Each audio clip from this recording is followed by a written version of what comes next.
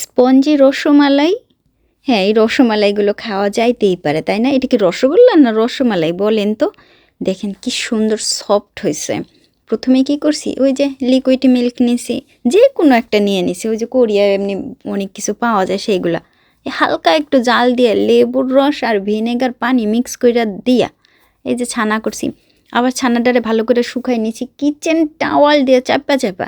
তারপর হালকা একটুখানি আটা আর হাতের তালু দিয়ে ডলে ডলে ডলে ডলে সুন্দর করে লইয়া তারপরে হাতের তালুতে একটুখানি তেল দিয়া ওই গোল্লা গোল্লা গোল্লান্ডে সুন্দর করে গোল করে ফেলছি।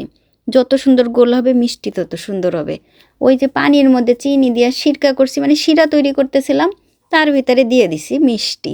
বাস বেশ কিছুক্ষণ চালানোর পরে হয়ে গেছে মিষ্টি স্পঞ্জি টাইপের।